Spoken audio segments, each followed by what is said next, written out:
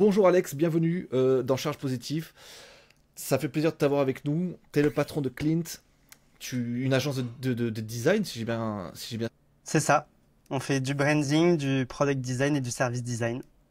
On s'est connu comme ça d'ailleurs avec Martin. Impeccable. Et aujourd'hui, tu es avec nous pour faire ce qu'on aime bien faire de temps en temps avec les gars, un dump. À savoir, on parle un petit peu en vrac de toutes les révolutions technologiques qui sont sorties récemment.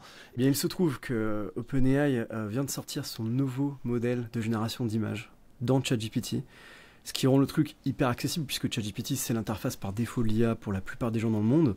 La plupart des gens ne savent pas vraiment de Claude ou de Gemini, mais OpenAI vraiment domine tout ça. Donc ils ont mis à jour leur modèle de génération d'images et c'est pas juste les images sont un peu mieux et tout. Ce qui se passe c'est que contrairement à DALL-E qui était leur modèle précédent, là leur modèle il est inclus dans le transformer, donc dans le modèle du LLM, comment dire, il fait partie du système de génération de texte, ce qui fait que leur IA est multimodale. Elle peut aussi bien faire du texte que des images, dans le même neural network. Ce qui fait que la génération d'images, elle est intelligente. On peut lui demander, par exemple, de résoudre un problème mathématique en générant une image, et ça va générer une image qui résout le problème mathématique. Tout comme on peut lui dire de résoudre ce problème-là via du texte, par exemple.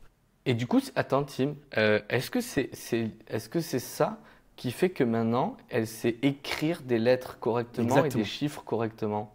En Ouais. grosse partie, ouais. En grosse partie. Ah, parce que je me demandais qu'est-ce qui a changé, parce que c'était le cauchemar avant, et maintenant, c'est le fait parfaitement. Parce qu'avant, tout était basé sur des modèles de diffusion, qui sont des modèles qui sont très forts pour refaire certains patterns, mais qui sont assez rapides, d'ailleurs assez performants, mais qui n'ont pas de l'intelligence, si tu veux. Et là, l'énorme avantage qu'a le nouveau modèle de ChatGPT, ce n'est pas la performance, puisque c'est assez lent du coup, mais c'est l'intelligence. C'est-à-dire qu'il est vraiment possible de demander à la volée de remplacer n'importe quel élément, de changer n'importe quoi, et ça comprend exactement ce qu'il faut faire. Donc, on peut même demander un design de site web, et ça le génère à la volée. Tu peux même lui donner du code CSS, et lui dire ça ressemblerait à quoi, et ça le visualise.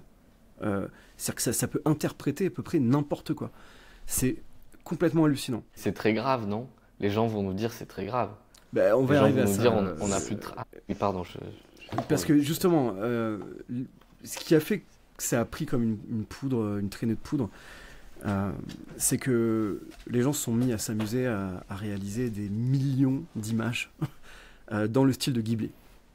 Alors c'est intéressant parce que on pouvait déjà le faire avant, fondamentalement, de faire du transfer style entre une image source et un style comme ça. Et là, la différence, c'est il y a une adhérence à l'input qui est dingue. C'est-à-dire que si tu lui mets une image de toi-même et ta copine, ou de toi-même et ta maman, ça fait une image qui correspond vraiment. Genre, tu verras vraiment les traits de ta mère parfaitement dessinés, c'est 100% cette personne-là. Et c'est assez hallucinant, la capacité je sais pas, à simplifier la réalité et à la réinterpréter sous le style d'un artiste. À ce point-là, c'est bluffant. Et du coup, c'est surtout une interface extrêmement simple pour tout le monde.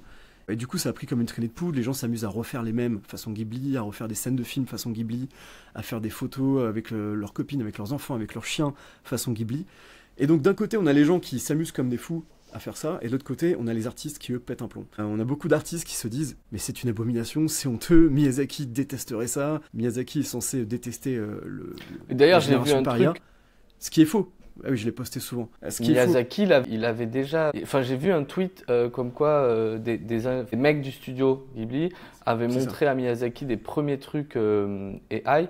Il avait détesté, mais il n'avait pas détesté parce que c'était de l'IA. Il avait détesté parce que ça faisait un rendu shitty. Donc, je sais pas ce qu'il pense Ouais, aujourd'hui. il avait du coup, parlé maintenant. de laideur. Oui, mais Ouais. pour être plus précis, c'est ça. C'est que les artistes utilisent toujours cet exemple pour dire que Miyazaki déteste l'IA, mais c'est pas vrai. Mais c'est pas vrai. Effectivement, Ouais, on est Non, d'accord. c'est pas vrai. C'est pas vrai. C'est une équipe qui était venue présenter un produit pour faire de l'animation procédurale. Donc il n'y a même pas vraiment de l'IA là-dedans. Mais c'est l'animation d'une sorte de zombie au sol qui rampe et qui souffre et qui a l'air de morfler comme pas possible. On dirait un monstre de Silent Hill Resident Evil, tu vois. Et ça a été montré à Miyazaki en mode ouais, voilà une nouvelle façon de faire des animations. Et forcément, lui, il a vu ça de son point de vue d'artiste et il trouvait ça abominable et affreux et il dit mais pourquoi recréer la souffrance comme ça? Enfin voilà. Et forcément depuis ils disent du coup Miyazaki déteste la technologie ou l'IA ou tout nouvel outil qui est un peu procédural, et ce qui est clairement pas vrai. Donc on ne sait pas ce que Miyazaki pense de la génération par IA, c'est probable qu'il ne l'aime pas forcément.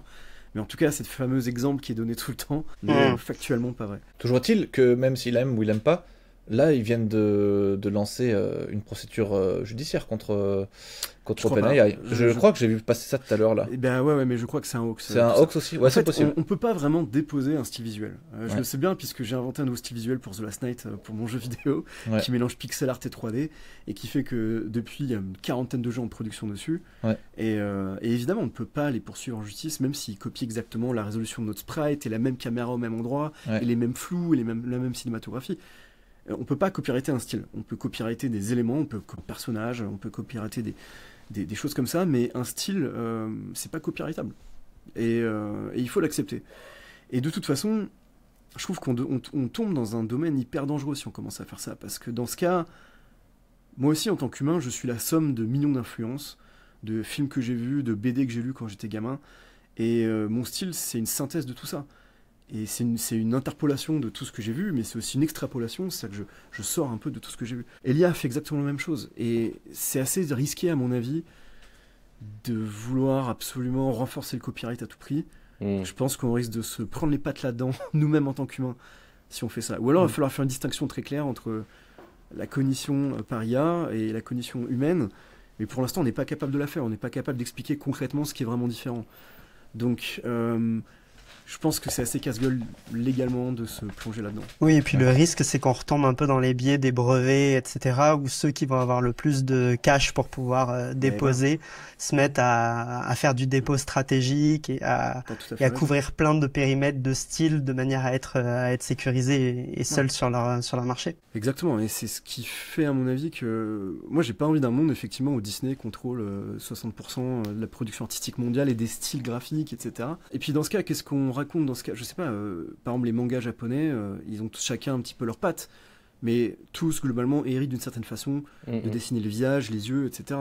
C'est clair. Et donc, il y a un ADN, clairement quoi. Un style japonais, tu vois. Est-ce que ce style japonais est déposé ou est-ce que c'est que le style de Toriyama ou de Miyazaki ou de... Enfin, ça veut dire quoi? À partir de quand ça devient un style qui mérite d'être déposé ou pas, tu vois? C'est très compliqué à définir et je pense qu'il vaut mieux qu'on puisse pas copyrighter ça. Et de toute façon, même s'il y a, on lui montrerait jamais du Ghibli. On lui montrerait jamais ce genre d'exemple. Un jour, elle finira suffisamment intelligente pour qu'on puisse simplement, en le décrivant, qu'elle puisse y arriver. Juste par sa propre capacité. Et à ce moment-là, on fait quoi? Moi, je pense que le problème, en fait, n'est pas sur l'IA, en fait, en soi, c'est sur l'utilisateur. C'est-à-dire que si moi, je fais une carte postale Ghibli pour mes enfants, ça ne devrait pas poser de problème. Par contre, si effectivement, j'essaie de faire un film Ghibli pompé avec des prompts qui signalent bien le style Ghibli et que j'essaie de le vendre et de le commercialiser, là oui, ça pose problème. Et pour moi, c'est ma responsabilité. C'est moi l'utilisateur de l'outil, c'est moi qui demandais ça, c'est moi qui ai clairement abusé. Et je pense que c'est pas à l'outil d'être limité, tout comme un crayon ne m'empêche pas de dessiner du Ghibli si je veux. Mais si je dessine du Ghibli, c'est ma faute. Voilà. C'est 100% aligné avec toi là-dessus. Merci. C'est marrant parce que tu parlais de justement Disney, etc. Et en fait, moi, en ce moment, je me questionne énormément sur le rapport que vont avoir nos enfants avec l'IA. On a un petit rituel à la maison, c'est que je demande souvent à ma fille qui a 5 ans, au réveil, de me raconter son rêve. Et je kiffe générer une image de son rêve. Et en fait, là, avec le nouveau modèle d'OpenAI, comme tu l'as dit, qui embarque de l'intelligence, etc., franchement, les rendus qu'on faisait avant versus les rendus qu'on fait aujourd'hui, ils sont incroyablement plus dingues. Enfin, je sais, on voit nos fils LinkedIn, nos fils LinkedIn ne parlent que de ça en ce moment. Et en fait, ma fille, quand elle regarde ce qu'elle a produit, c'est presque déjà normal pour elle. Bah oui. Et en fait, je me pose un nombre de questions incroyables. C'est quel va être son rapport à l'art quand elle va aller avec moi un mercredi après-midi au Louvre, voir une toile d'un mec qui a passé peut-être 26 heures dessus ou 30 heures de taf, etc.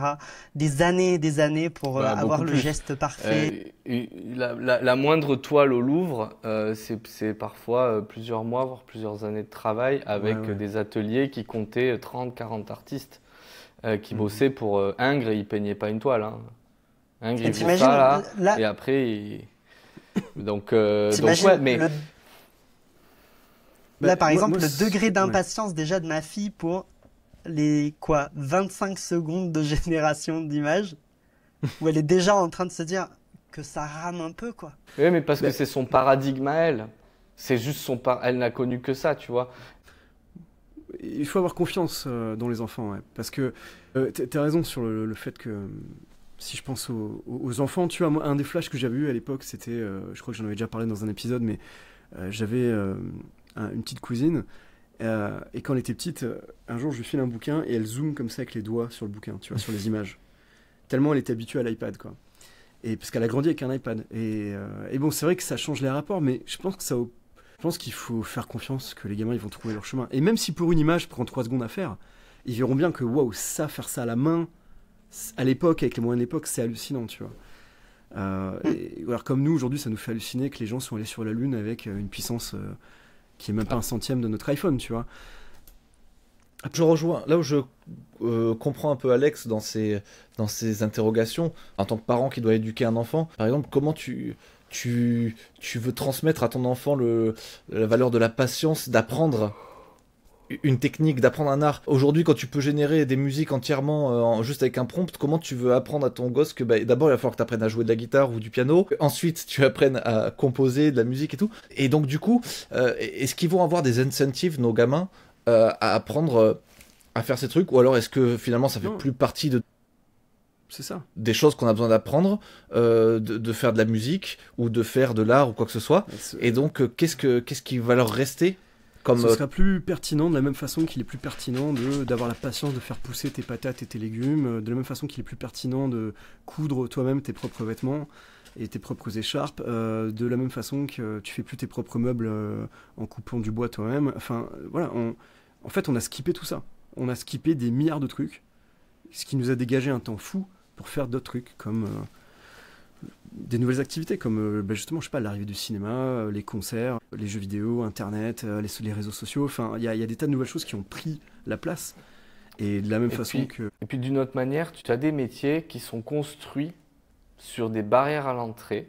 Ouais, je te prends un exemple. Est-ce que vous êtes déjà posé la question de pourquoi un putain de contrat fait par des avocats ou des putains de statuts d'entreprise en France, c'est aussi compliqué à lire, et pourquoi chaque phrase et chaque mot qui sont utilisés dans ces phrases, nonobstant, je sais même pas ce que j'ai en tête, les types de phrasés qui sont utilisés, mais qui sont hyper obscurs.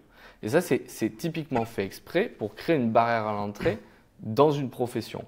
Donc ça, c'est un exemple un peu, pas ridicule, mais qui est un peu où ça se sent quand même que si tu maîtrises le phrasé, le parler juridique, déjà, tu es capable de faire ce métier. Si tu ne le maîtrises pas, tu ne peux pas le faire toi-même, tu vois. Même si tu es assez intelligent et tu as le temps et tu fais de la recherche, etc.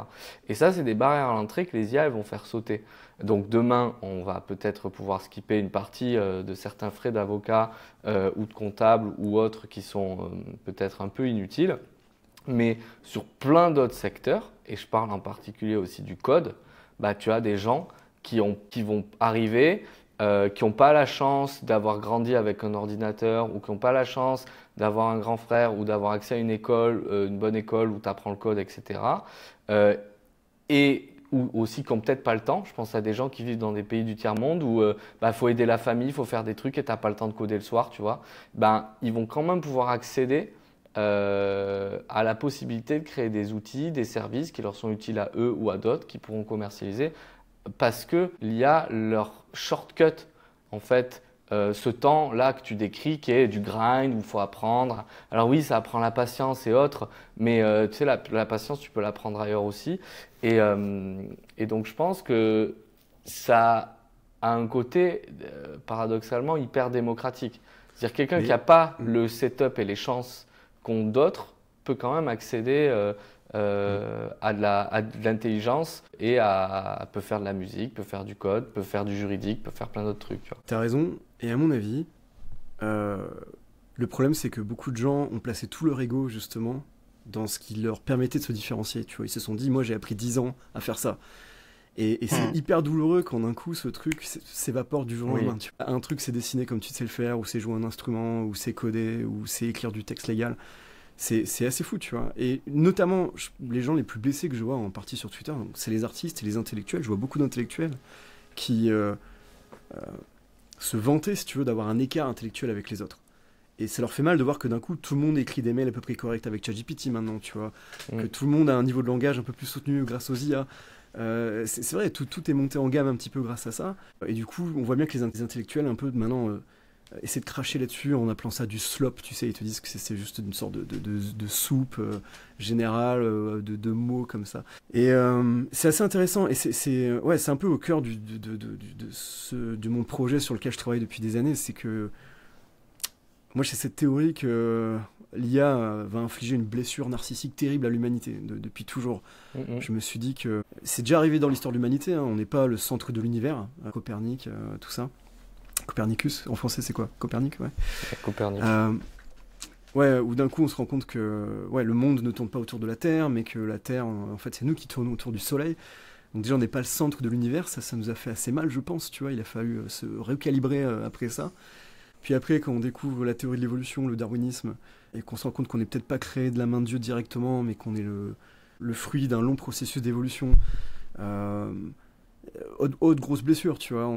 Les singes sont nos cousins génétiques, c'est assez bizarre, tu vois. Et à mon avis, la prochaine grosse blessure, c'est ça. C'est le fait qu'on n'est peut-être pas si intelligent ou si créatif qu'on pensait, ou peut-être que nos processus d'apprentissage n'ont rien de magique, en fait. Il n'y a rien de métaphysique au cerveau, c'est que des processus électriques et chimiques, et que potentiellement les principes sous-jacents de logique qui s'effectuent là-dedans, ils sont reproduisibles sur un ordinateur. Et je suis hyper d'accord avec le fait que c'est une blessure narcissique et qu'il y a aussi une réaction liée à... Qu'est-ce qui se passe? Oh, la team, le champion des problèmes techniques. La batterie a sauté. Vas-y, continue, Martin, de toute manière. Je continue, mais je peux changer une autre batterie. Ouais. Le truc, c'est que moi, je trouve que c'est trop dommage d'être aveuglé par son ego, parce qu'en effet, je comprends. Toi, Ben, t'es musicien. Maîtriser un instrument, c'est compliqué, c'est très long, c'est douloureux, etc. Je prends encore plus l'exemple de mon petit frère qui, lui, ça a été violoncelliste professionnel en orchestre et en prof de violoncelle, etc. Lui, c'est littéralement toute sa vie. Et c'est travailler tous les jours, 6-7 heures de violoncelle tous les jours. Donc, littéralement, ça devient ça devient ta raison de vivre, quoi.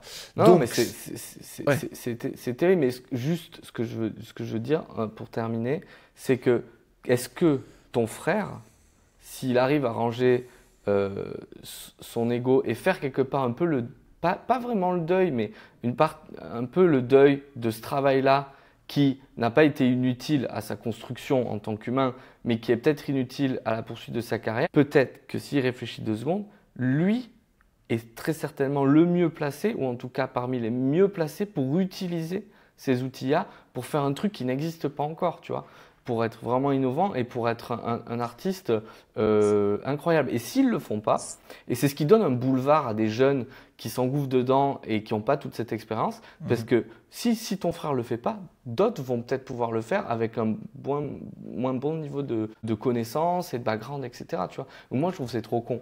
C'est trop con de se braquer et de dire de toute façon, c'est là et ça ne va pas s'arrêter. Ce que je trouve super intéressant, c'est que ça remet le focus sur le processus notamment créatif, en fait sur le raisonnement derrière l'utilisation de ces outils-là.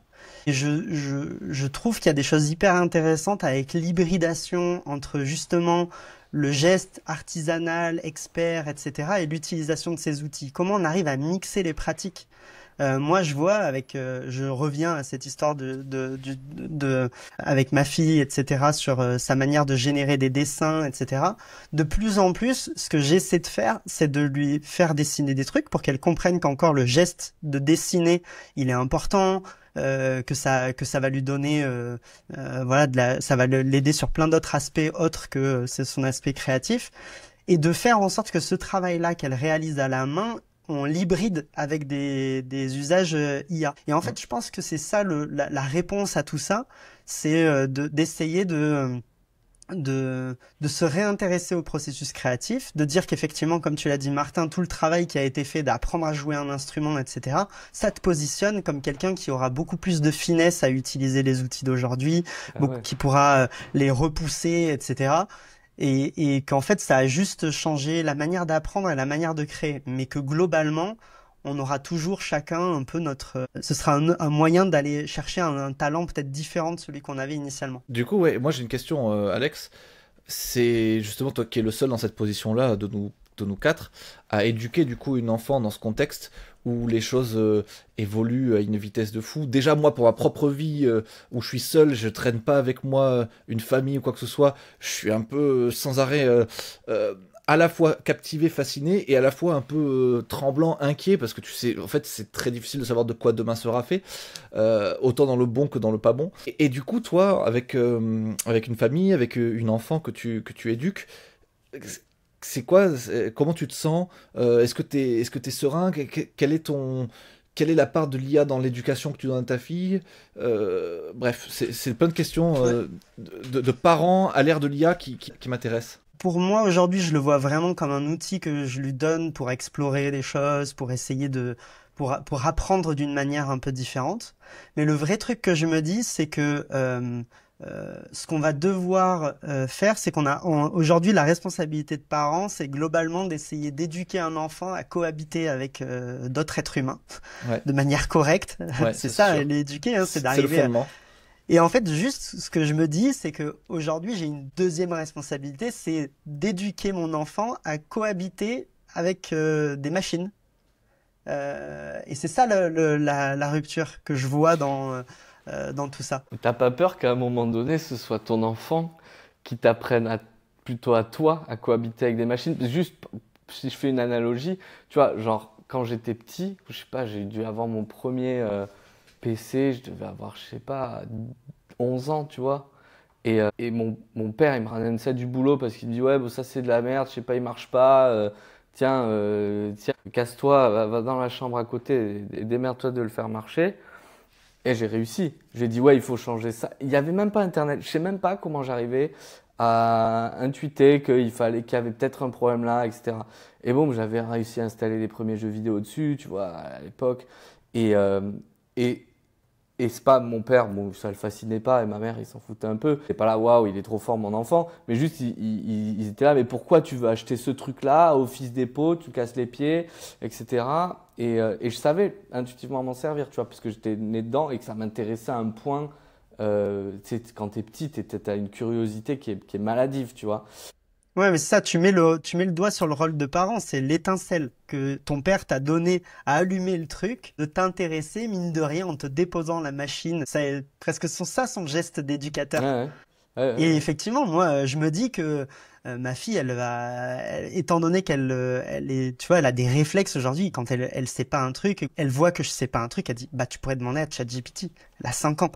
Enfin, c'est à la fois flippant, tu vois, de te dire ça, mais effectivement, je pense que le rôle de parent, c'est de mettre sur la route, sur le chemin de l'enfant, les bonnes technos, donner les bonnes clés de lecture, expliquer les limites, expliquer les trucs qui pourraient être dangereux, expliquer que potentiellement c'est un truc super pour la créativité, mais que ça peut être un truc qui finalement est hyper dans les biais esthétiques et que ça va finalement être plus qu'un processus de sélection, de suggestion et elle créera plus rien. Bref, de lever les alertes, mais finalement de laisser l'enfant faire. Et moi, je suis sûr qu'à la fin, elle va me dépasser. Mon père me faisait faire des décodeurs pirates quand j'avais 10 ans pour décoder Canal+.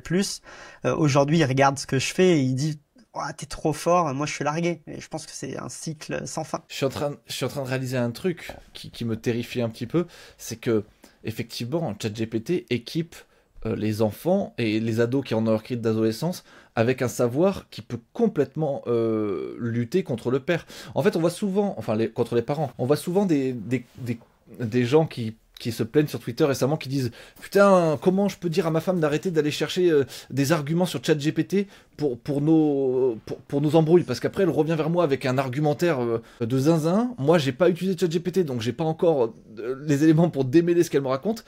Mais je me dis, ouais, à l'époque de la crise d'adolescence, où les enfants, du coup, commencent à contester un petit peu l'autorité des parents et tout, là, aujourd'hui, ils ont cette énorme source d'intelligence qui te permet de sortir des argumentaires de zinzin. Et peut-être que, du coup, c'est nos gamins qui vont, via ce qu'ils apprennent avec ChatGPT, qui vont nous apprendre, encore une fois, et ça rejoint ce que disait Martin, ils vont peut-être eux-mêmes nous apprendre des nouvelles choses et avoir la vie un peu différemment parce qu'ils ont lu des argumentaires qui sortent du cadre de la famille, quoi.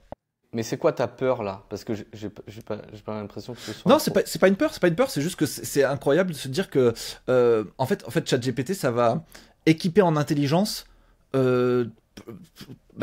tout le monde, de tous les âges, de tous les... En fait, un gamin de 10 ans qui va lire un truc, une explication ultra bien faite de ChatGPT, ça se trouve, il en saura beaucoup plus que le parent sur la question, et il pourra te fermer ton clapet, quoi.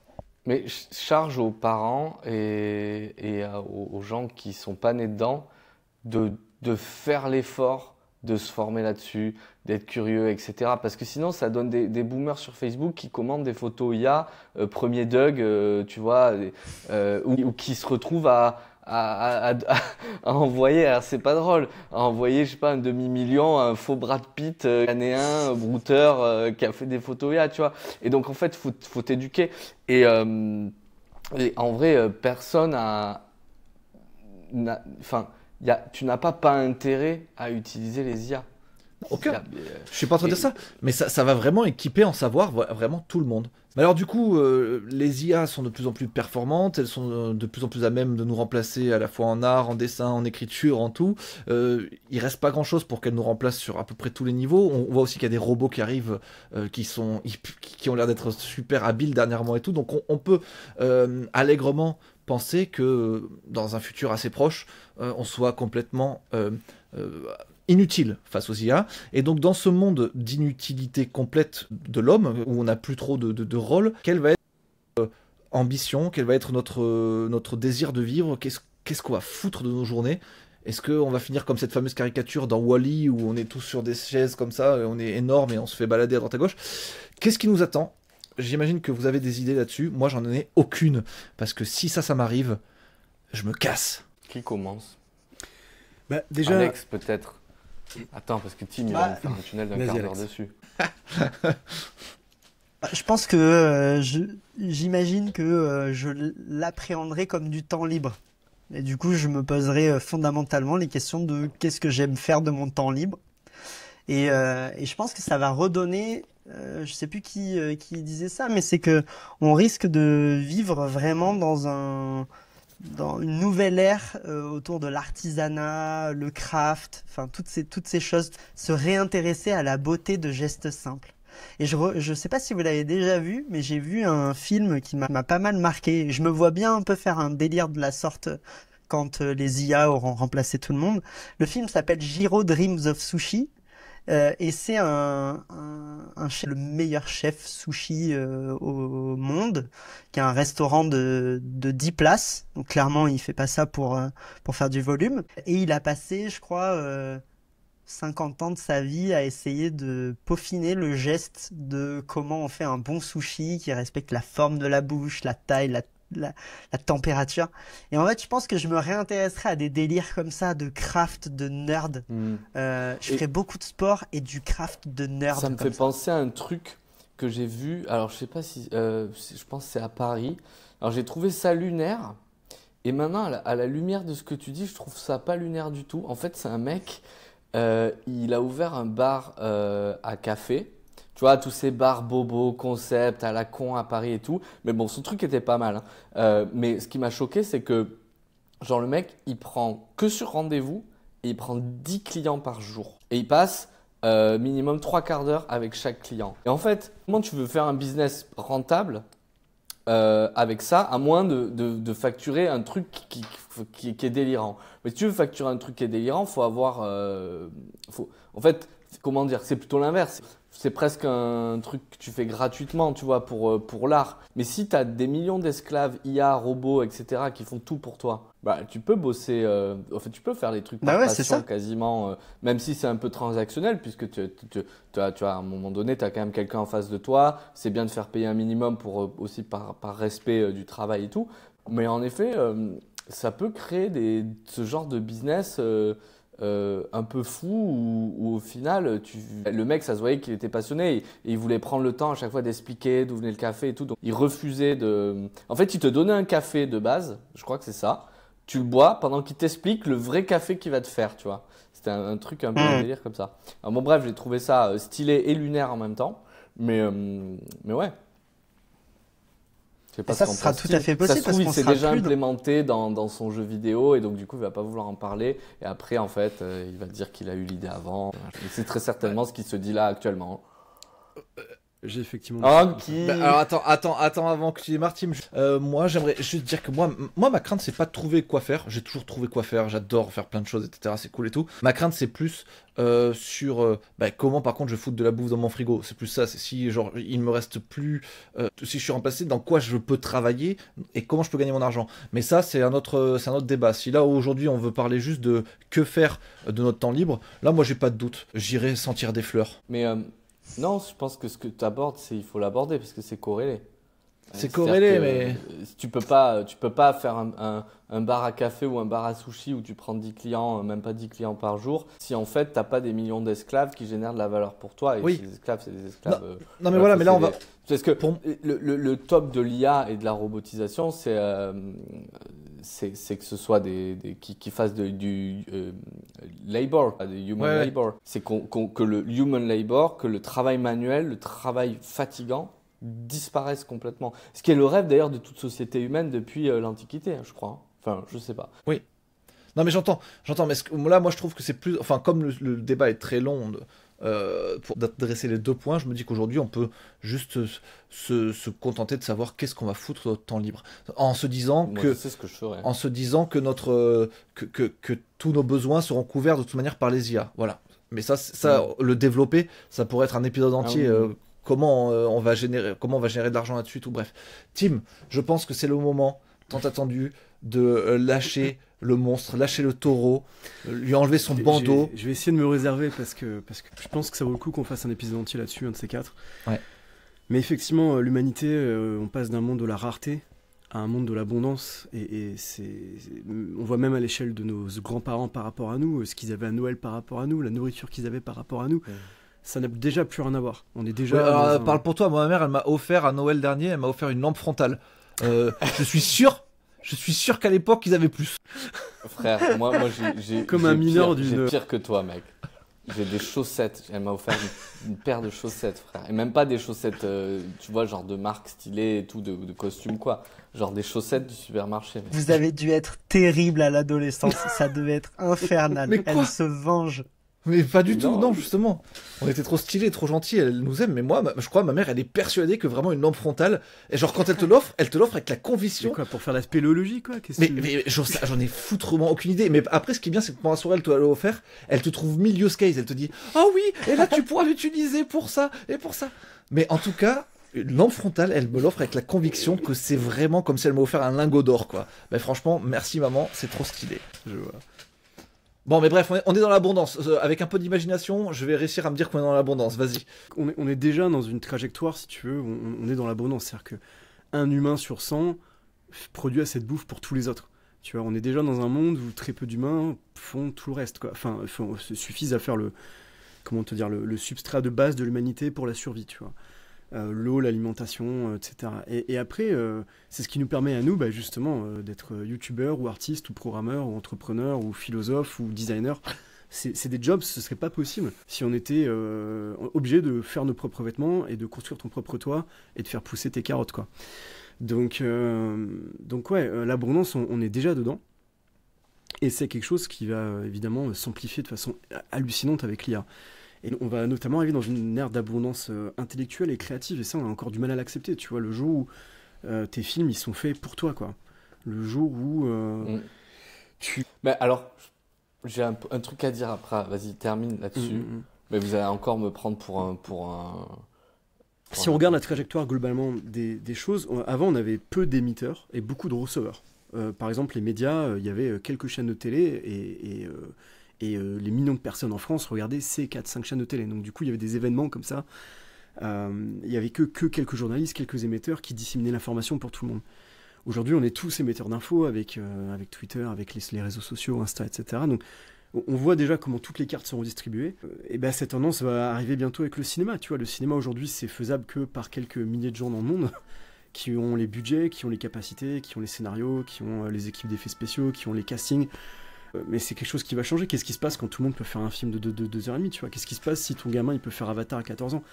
C'est délirant comme question, c'est peut-être ridicule et stupide, mais il faut se la poser parce que ça arrive. 100% ça arrive. En fait, c'est déjà là et en fait, c'est déjà dans ma tête. En gros, je vous explique ce que j'ai fait. Donc là, j'étais au Sri Lanka et j'avais des moments où j'étais tranquille, j'avais rien à faire et tout, je pouvais me reposer, mais du coup, je m'ennuyais.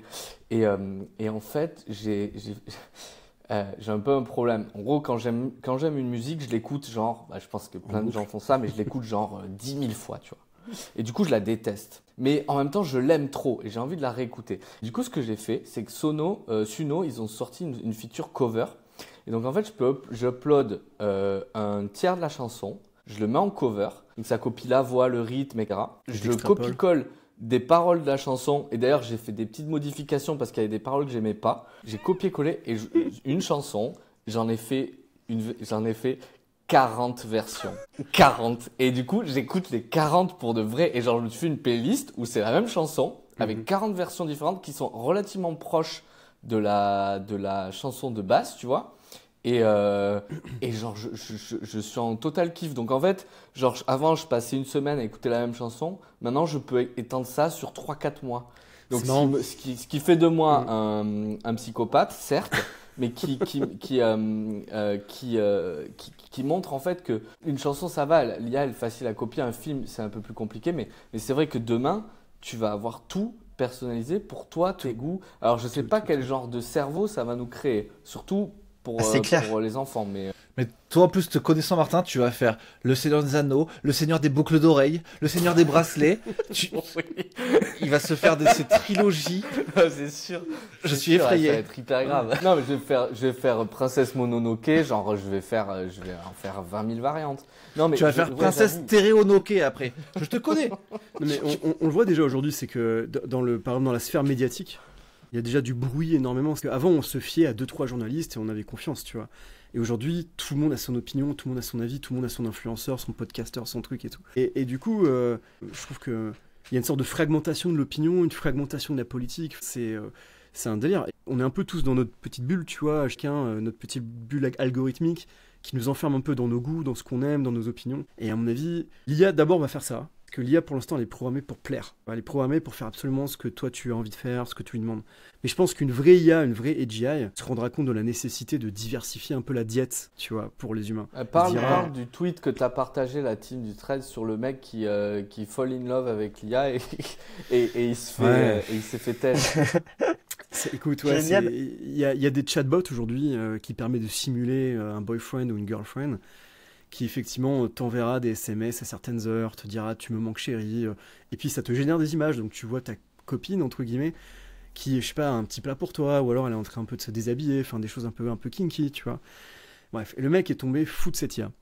Et il en parle, en plus il a pas l'air débile le mec, il a l'air assez raisonnable, tu vois, mais il dit voilà, je me suis fait attaquer, toutes mes défenses cognitives, elles sont tombées à l'eau, je suis tombé dedans, quoi.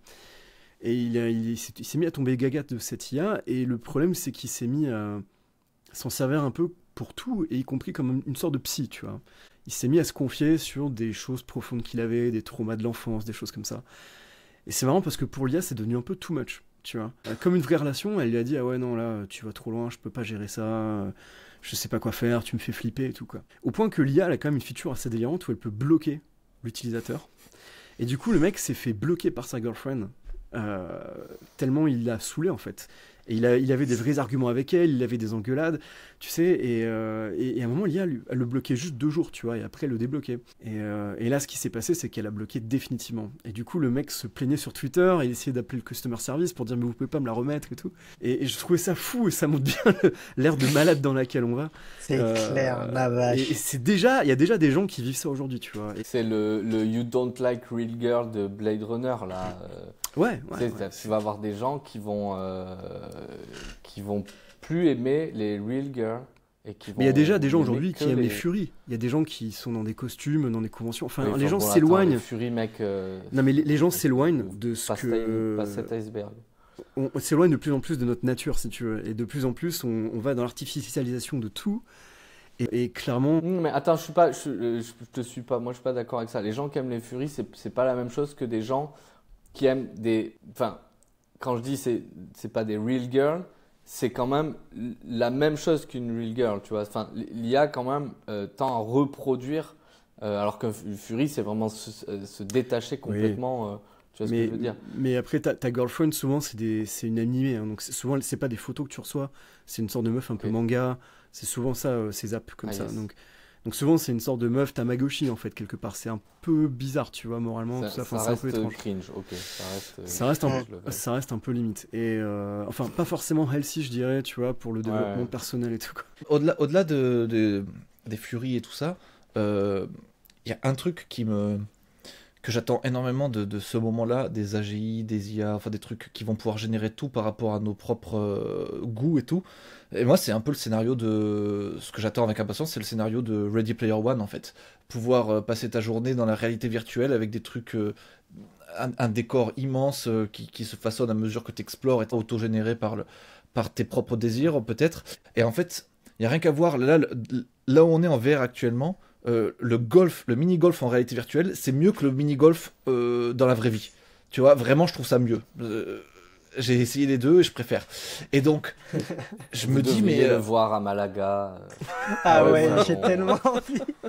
Ça m'a tellement moi, je envie. subis ça IRL. Heureusement, bientôt, ce sera terminé. J'aurai plus à le voir physiquement dans le monde réel. Il sera sur Twitch. Moi, j'ai eu ça avec moi-même. Hein. Je me suis vu, après, j'ai vu l'original, j'ai fait, mon Dieu. Le monstre que je suis, tu vois.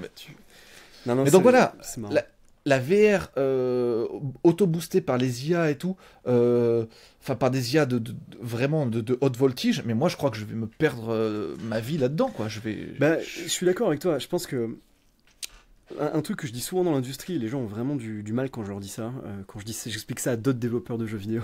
Ouais. Pour moi, je pense que le jeu vidéo est pas du tout dans sa forme finale. Je pense que le jeu vidéo, c'est l'équivalent du cinéma noir et blanc muet aujourd'hui, tu vois. C'est-à-dire que c'est pas vraiment interactif. Pourtant, c'est le cœur de ce médium, c'est d'être interactif.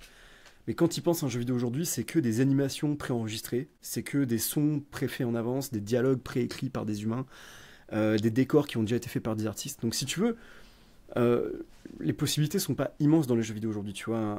Un NPC peut pas réagir à n'importe quoi. Ouais. Et à mon avis, l'IA va enfin libérer le médium. Elle va enfin permettre au médium de devenir vraiment interactif.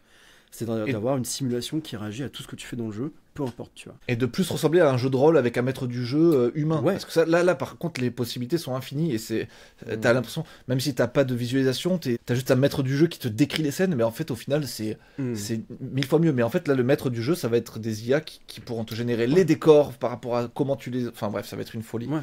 Et à mon avis, c'est ce qui est en train de se passer. Et je pense que l'industrie, pour l'instant, n'est pas prête du tout encore à l'accepter. Alors, c'est pour ça qu'il y a beaucoup de financement là-dedans, de petits studios qui essaient de faire des choses comme ça, avec des sortes de Sims un peu marrants, gérés par IA. Moi, je vois plein de choses qui vont arriver dans 2-3 ans, tu vois, dans l'industrie, puisque je vois ça behind the scenes, et c'est très cool. Mais tu sens que c'est que le balbutiement, et clairement, dans les 10 ans à venir, il n'y a qu'un seul médium qui peut profiter vraiment de l'IA. C'est pas le cinéma, c'est même pas la musique, c'est le jeu vidéo. C'est 100% fait pour, tu vois. Il n'y a pas mieux. C'est clair. Ça dit quoi de nous en tant qu'espèce humaine si vraiment notre salut ultime va se trouver dans la VR et dans le... parce que là, je sais que mon père nous écoute, je sais que mon petit frère nous écoute, mais mon père, lui, il serait atterré de m'entendre dire ça. Pour lui, j'ai rien compris à la vie, quoi. Déjà, si c'est ça mon rêve. Regarde, quel est le pourcentage de ton temps éveillé que tu passes devant un écran? 100%. C'est non, mais là, n'importe quoi. Mais non, mais évidemment. Moi, c'est mon cas, moi. Oui, parce qu'ils ont pas inventé des écrans qui vont sur l'eau, mais dès que tu peux l'embarquer sur ton surf, tu quittes plus, Martin, je te connais, et t'écoutes en boucle le Seigneur des nonos ou je sais pas quoi, là, bref. Non, mais même si tu peux devant un écran, t'as des écouteurs qui t'envoient du son dans les oreilles. En fait, ton réalité, elle est déjà filtrée complètement. Tu pars des algorithmes, par des machines et tout, donc de plus en plus, on va merger tout ça. Moi, c'est ma grande théorie, c'est que les atomes et les bits vont complètement...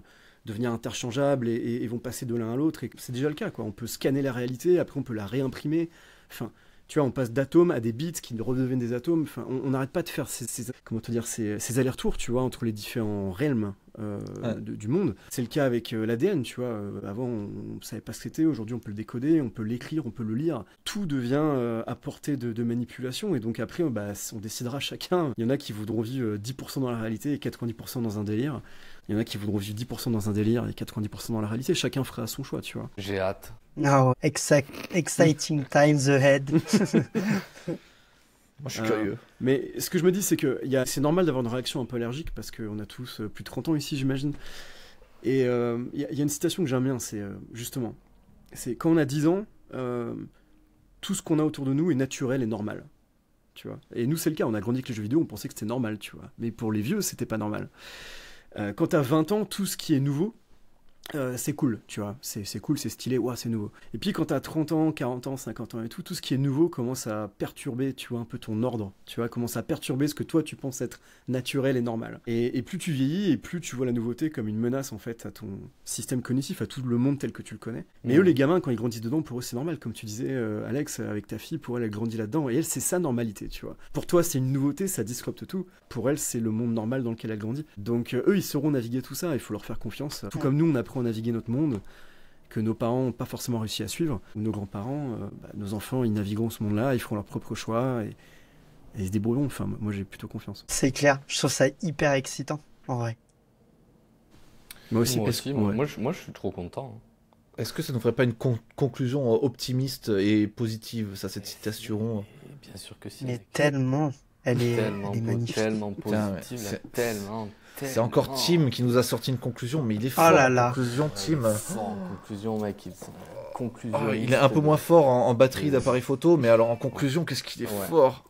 Tout ce qui est hardware, il est pas top. Mais Ben, en tout cas, c'était un charge positive très positivant. On a appris les nouveaux délires de Martin en matière de chansons et d'images. On a appris comment on éduquait un enfant à cette époque. Et on a appris... je sais pas ce qu'on a appris. Mais en tout cas, c'était un très très chouette podcast. Merci beaucoup, Alex. Pas grand chose. Avec plaisir, les gars. Alex, merci beaucoup. Merci pour tout. On en refait un avec plaisir une prochaine fois quand on fait un dump ou autre chose. Avec plaisir. Grand plaisir. Bah, trop bien. Merci d'être venu.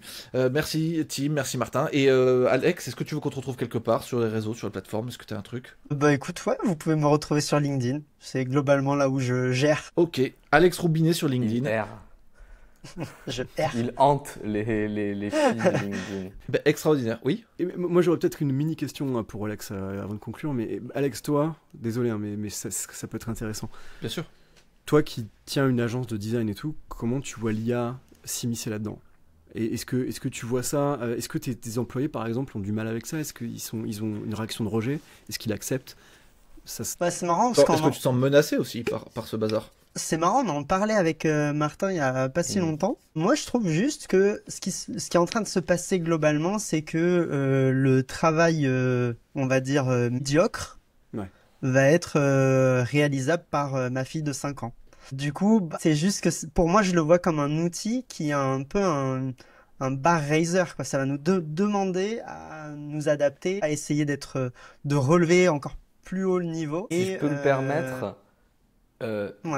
permets-toi. Je dirais pas médiocre, je dirais le travail à faible valeur ajoutée va être fait avec un niveau de finition très élevé. Donc en fait, c'est ça, à faible exactement. valeur ajoutée, mais ce sera pas médiocre. C'est ça qui fait très mal. Tu as tout à fait raison. Ce sera pas médiocre, effectivement, d'un point de vue de la qualité. Et du coup, je pense que là, je le vois pas vraiment comme quelque chose d'inquiétant. Je le vois comme tu l'as dit, c'est une general purpose innovation. Bah, il faut faire avec. L'outil est là. Moi, j'ai l'impression que mes équipes sont assez réceptives, mine de rien, à tout ça. On en parle quasiment quotidiennement. Maintenant, voilà, je sais pas encore si je suis juste en train de voir la disparition de notre métier ou si juste on s'est équipé de nouveaux outils qui pourront dans des délais plus courts nous permettre de faire des plus grandes choses qu'avant, des trucs plus insane, des trucs plus hyper personnalisés. Et voilà, donc pour l'instant, on essaie plein de trucs, on expérimente, et puis on verra où ça nous mène. Cool. Très bien, ça me plaît, j'adore, optimiste. Très bien, merci Alex. Optimiste, toujours. Merci les gars. Alex. Merci Martin, Alex, merci Tim. de ta présence. Merci les gars.